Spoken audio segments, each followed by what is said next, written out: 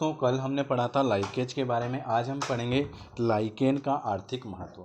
तो अगर आप सभी का स्वागत है मुजावदिया मनीष चैनल पर। तो आज आपकी थ्योरी की क्लास नंबर 5वीं है। ठीक है, चलिए लाइकेज का आर्थिक महत्व। जहाँ जहाँ खास होगा वो बता दूंगा मैं आपको। प्रदूषण सूचक। चलिए पादप जगत के बारे में पढ़ते हैं। पादप जगत के अंतर्गत पृथ्वी के जैवमंडल में उपस्थित सभी प्रकार के पादप सम्मिलित किए जाते हैं। कौन कौन से पादप होते हैं देख लेते हैं वो भी। बहुकोषीय एवं यूकेरियोटिक से होते हैं। एक अर्थात इनकी कोशिका संरचना विकल्पी होती है, जिसे कोशिका कला के चारों ओर कोशिका भित्ति का आवरण होता है। पादप में पर्णहरित नामक हरा वर्णक पाया जाता है, जो प्रकाश संश्लेषण की क्रिया में महत्वपूर्ण भूमिका निभाता है। इस प्रकार पादप जगत के सदस्य स्वपोषी एवं उत्पादक होते हैं। पादप जगत के सदस्य कौन से होते हैं? स्वपोषी होते हैं, और ये बहुकोषीय और यूकेरियोट्स में होते हैं पादप जगत, ये आपको पता है। पादप शरीर संवहनी तंत्र तथा बीज निर्माण के आधार पर पादप जगत को विभिन्न उपभागों में विभाजित किया गया। पादप जगत को कौन कौन से अभी देख लेते हैं। एक तो है आपके थैलोफाइडा, एक है आपका ब्रायोफाइडा, एक है आपका टेक्रियोफाइडा। फिर उसके टेक्रियोफाइडा के है जिम्नोस्पर्म, टेक्रियोफाइडा के हैं टेरिटोफाइडा, जिम्नोस्पर्म, एंजियोस्पर्म। फिर एंजियोस्पर्म के हैं एक बीजी और दो बीजी। थैलोफाइडा के बारे में पढ़ेंगे हम। पादप जगत होते हैं थैलोफाइडा, ब्रायोफाइडा और टेक्रियोफाइडा। थैलोफाइडा के बारे में पढ़ते हैं। इस वर्ग के पादपों का शरीर अलग अलग शारीरिक संरचनाओं जैसे जड़, तना एवं पत्तियों में क्या होता है? विभाजित नहीं होता है, बल्कि एक थैलस के रूप में होता है। इसे भ्रूणी अवस्था, संवहन एवं यांत्रिक ऊतकों का अभाव होता है। ये मुख्यतः जलीय पादप होते हैं। थैलोफाइडा कौन से होते हैं? ये जलीय पादप होते हैं। इन्हें सहायक बीजाणुओं के द्वारा अलैंगिक जनन भी होता है, जैसे शैवाल। शैवाल के बारे में, शैवाल पादप जगत के सबसे स्वपोषी और जलीय जीव होते हैं। इसमें प्रकाश संश्लेषण की क्षमता होती है तथा ये भोज्य पदार्थों को मंड के रूप में संचित करते हैं। अधिकांशतः शैवाल एक कोशिकीय होते हैं, परंतु कुछ शैवाल बहुकोशिकीय भी होते हैं। देखो, अधिकांशतः शैवाल कौन से होते हैं? एक कोशिकीय, और कुछ शैवाल आपके बहुकोशिकीय भी होते हैं। शैवाल अधिकांशतः नमीयुक्त स्थान जैसे कीचड़ में, ताजे जल में और औसत गर्म जल स्रोतों, तालाब, झील, नदियाँ तथा समूह के खारे जल समूह के लिए भी पाए जाते हैं। शैवालों का अध्ययन, मोस्ट इंपॉर्टेंट क्वेश्चन, यहाँ से आपका एक क्वेश्चन बनता है। शैवालों का अध्ययन क्या कहला जाता है? शैवालों का अध्ययन फाइकोलॉजी किया जाता है। फाइकोलॉजी कहा जाता है। बर्फ पर उगने वाले शैवाल को क्या कहते हैं? जो बर्फ पर उगते हैं उन्हें हम कहते हैं क्रिप्टोफाइट्स कहते हैं। चट्टानों पर उगने वाले को लिप्थोसाइट कहते हैं। यहाँ से दो क्वेश्चन। शैवालों का वर्गीकरण। ब्रिटिश जीवन शास्त्री F.E. क्रिच ने शैवालों को उपस्थित वर्णों के गुण, फोजिला की संख्या तथा सचित भोज्य पदार्थों के आधार पर शैवालों को कितने वर्गों में बांटा है? शैवालों को 11 वर्गों में विभाजित किया है, जो निम्न प्रकार है। किनने किया था? ये F.E. फ्रिच ने। ये देख लेते हैं कौन कौन से 11 वर्ग के नाम देख लो खाली। क्लोरोफाइसी, जेंथ्रोफाइसी, काइसोफाइसी, बेक्सिलोफाइसी, किप्टोफाइसी, डाइनोफाइसी, क्लोरोमोनाडिस, युग्निला, फियोआइट्स और रोडोफाइसी और साइनोफाइसी। ये 11 प्रकार के। शैवालों का आर्थिक महत्व। शैवालों में क्या होता है? शैवाल में कार्बोहाइड्रेट, अकार्बनिक पदार्थ तथा विटामिन ए, सी, डी तथा ई क्या होते हैं? प्रचुर मात्रा में पाए जाते हैं। देखो, यहाँ से एक क्वेश्चन है कि शैवालों में क्या क्या पाया जाता है। शैवालों में कार्बोहाइड्रेट, अकार्बनिक पदार्थ और विटामिन ए, सी, डी और ई आदि क्या होता है? आदि प्रचुर मात्रा में पाया जाता है। जापान में पोरोफायरा तथा अल्वा नामक शैवाल को खाने के लिए प्रयोग किया जाता है। कहाँ पर? अगर आपसे पूछ ले कि पोरोफायरा और अल्फा नामक शैवाल को कहाँ खाया जाता है, तो जापान में। ठीक है। रोडियम फ्लेमेटा स्कॉटलैंड में तंबाकू के रूप में प्रयोग किया जाता है। तंबाकू के रूप में स्कॉटलैंड में किसका प्रयोग किया जाता है? ये क्वेश्चन बन सकता है, तो आपको बताना है रोडमेनिया प्लेमेंटा। नोस्ट्रान चीन में खाए जाने वाला प्रमुख शैवाल है। आम्लिकस भारत तथा अन्य निकटवर्ती देशों में भोजन के रूप में प्रयोग किया जाता है। विभिन्न वयस्कों में प्रयोग। एलिजन नामक पदार्थ शैवाल से प्राप्त किया जाता है, जो वाल्केनाइजेशन, टाइपराइटरों के रोलर तथा अज्वलनशील फिल्मों के निर्माण में महत्वपूर्ण है। सारगामस नामक शैवाल से जापान में कृत्रिम ऊन। जापान में कृत्रिम ऊन किससे निकाला जाता है? तो सारगासम शैवाल से। ठीक है। लेमोनेरिया फ्यूकस आदि शैवाल का जो प्रयोग होता है आयोडीन, ब्रोमीन अम्ल, एसिटिन आदि बनाने में किया जाता है। अगार अगार, ये क्वेश्चन कितनी बार पूछा हुआ है? अगार अगार है ना, ये क्वेश्चन आपके कितनी बार पूछा हुआ है? अगार अगार नामक पदार्थ लाल शैवालों से प्राप्त किया जाता है। Most important question. कितने क्वेश्चन आ गए यहाँ से? 3 से 4। अगार अगार कहाँ से प्राप्त किया जाता है? अगार अगार नामक पदार्थ लाल शैवालों से प्राप्त किया जाता है, जो प्रयोगशाला में पौधों के संवर्धन, जेल, आइसक्रीम आदि में प्रयुक्त होता है। यह पदार्थ ताप रोधक, ध्वनि रोधक, कृत्रिम रेशा, चमड़ा सूप, चटनी आदि बनाने में प्रयोग किया जाता है। यह पदार्थ गैसिलेरियस तथा जेलिडियम नामक शैवालों में पाया जाता है। किस में पाया जाता है ये अगार अगार? तो ग्रेसिलियस तथा जेलिडियम नामक पदार्थ में पाया जाता है। Most important question. कृषि के लिए उपयोगी है नो स्टाक, एनाबीना आदि शैवाल वायुमंडल के नाइट्रोजन का स्थिरीकरण करते हैं। इस प्रकार में जीवाणु भी भाग लेते हैं। कुछ शैवालों का प्रयोग कृषि में खाद के रूप में किया जाता है। नीले हरी शैवाल, नीले हरी शैवाल का उपयोग ऊसर भूमि को उपजाऊ भूमि में किया जाता है, जैसे औषधि के रूप में। क्लोरोफिल नामक प्रतिजैविक, क्लोरोफिल नामक प्रतिजैविक क्लोरेला नामक शैवाल से तैयार किया जाता है। क्लोरोफिल नामक जो प्रतिजैविक है किससे प्राप्त होता है? क्लोरेला नामक शैवाल से तैयार किया जाता है। यह एक क्रिस्टली होता है जो ग्राम पॉजिटिव तथा नेगेटिव दोनों प्रकार के जीवाणु से रक्षा करता है। कारा तथा नाइटेला शैवाल मलेरिया उन्मूलन में सहायक है। मोस्ट इंपोर्टेंट, मलेरिया उन्मूलन में कौन सहायक है? तो कारा और नाइटेला शैवालों से हानि। कुछ शैवाल एल्गस ब्लूम या शैवाल प्रसोप्ट के माध्यम से जलीय प्रदूषण बढ़ाते हैं, जिससे जल में जो उपस्थित मछलियों का जीवन संकटग्रस्त हो जाता है। यहाँ से एक क्वेश्चन है, सेफेल्यूरास नामक शैवाल के कारण चाय के पौधों पर लाल कीट रोग उत्पन्न होता है। मोस्ट इंपोर्टेंट क्वेश्चन है कि लाल कीट रोग किसके कारण होता है? तो ये क्वेश्चन पूछा हुआ था, लाल कीट रोग किससे उत्पन्न होता है? तो सेफुलुरास नामक शैवाल हैं, जिसके कारण चाय के पौधों पर लाल कीट रोग उत्पन्न हो जाता है। शैवाल वर्षा ऋतु में भूमि पर हरे रंग की परत बनाते हैं, जो अत्यधिक फिसलन उत्पन्न करती है। ब्रायोफाइडा के बारे में पढ़ लेते हैं। ब्रायोफाइडा गैर संवहनी एवं बीज रहित पदार्थों का समूह है। यह मुख्यतः नमी युक्त वातावरण में पाए जाने वाले हैं, परंतु इनमें शुष्क स्थानों पर भी जीवित रहने की क्षमता होती है। इसलिए ब्रायोफाइडा को वनस्पति जगत का उभयचर समूह भी कहा जाता है।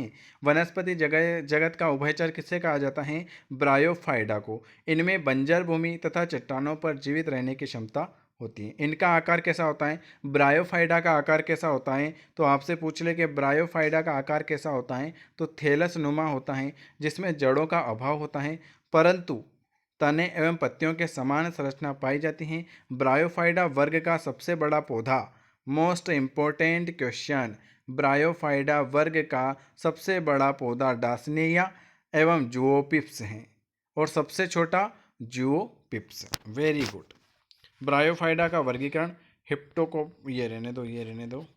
ब्रायोफाइडा का महत्व, इस वर्ग में पौधों द्वारा अपरदन को रोकने में सहायक होते हैं। जल अवशोषण की विशिष्ट क्षमता के कारण ये बाढ़ पर भी नियंत्रण रखते हैं। कुछ मांस का प्रयोग रोगाणु रोधक के रूप में किया जाता है। टेरिटोफाइडा आ जाएगा, अब मेरे को लग रहा। टेरिटोफाइडा भोजन, जल एवं अन्य पोषक पदार्थों के लिए आवश्यक संवहन तंत्र से युक्त पादप टेकियोफाइडा उपजगत के अंतर्गत रखे जाते हैं। अर्थात इन वर्ग की वनस्पतियों में जाइलम एवं फ्लोएम के रूप में संवहन उत्तक पाए जाते हैं। पादप उत्तक 3 प्रकार के होते हैं, टेरिटोफाइडा, अनावृत बीजी और आवृत बीजी। टेरिटोफाइडा देख लेते हैं। टेरिटोफाइडा बीज रहित संवहनी पादप है, इसलिए इनमें पुष्प एवं बीज का निर्माण नहीं हो पाता। ये पादप बीजाणुओं द्वारा प्रजनन करते हैं। इनमें से मुख्य पौधा बीजाणुभिद्ध होता है, जो प्राय जड़ और पत्तियों में विभाजित होता है। अनावृत बीजी, ये भी पता है आपको, वे बीजी पादप जिसमें बीजों के ऊपर कोई खोल अथवा आवरण नहीं पाया जाता है, अनावृत बीजी कहलाते हैं। इस वर्ग के पादप सामान्यतः ठंडे स्थानों पर उगते हैं। इन पादपों में भ्रूण से मूलाकार एवं प्राकुर के साथ साथ एक अथवा एक से अधिक बीज पत्रों का निर्माण होता है। साइकस क्या है? इस वर्ग का प्रमुख पादप है। कौन से वर्ग का? टेरिटोफाइडा वर्ग का प्रमुख पादप है साइकस, जिसका अंडाणु सबसे बड़ी पादप कोशिका होती हैं। कोरेलाइट जड़ में नॉन स्टार्क तथा एनाबिना नामक नीले हरित शैवाल पाए जाते हैं। साइकस के तनों से मंड निकालकर साबूदाना का निर्माण कैसे होता है? साइकस आया, ये क्वेश्चन पूछा था। साइकस के तनों से मंड निकालकर साबूदाने का निर्माण किया जाता है। इसकी पत्तियों से रस्सी तथा झाड़ू भी बनाई जाती है। अंडमान द्वीप की जनजातियां साइकस के बीजों को भोजन के रूप में प्रयोग करते हैं। साइकस को जीवाश्म भी कहा जाता है। साइकस को क्या कहा जाता है? जीवित जीवाश्म भी कहा जाता है। यहाँ से कितने क्वेश्चन बन गए? साबूदाना का भी क्वेश्चन पूछा था मैंने आपसे। आवृत बीजी, ऐसे पादप जिनके बीज फलों के भीतर स्थित होते हैं आवृत बीजी कहलाते हैं, अर्थात इनके बीज एक बंद आवरण में पाए जाते हैं।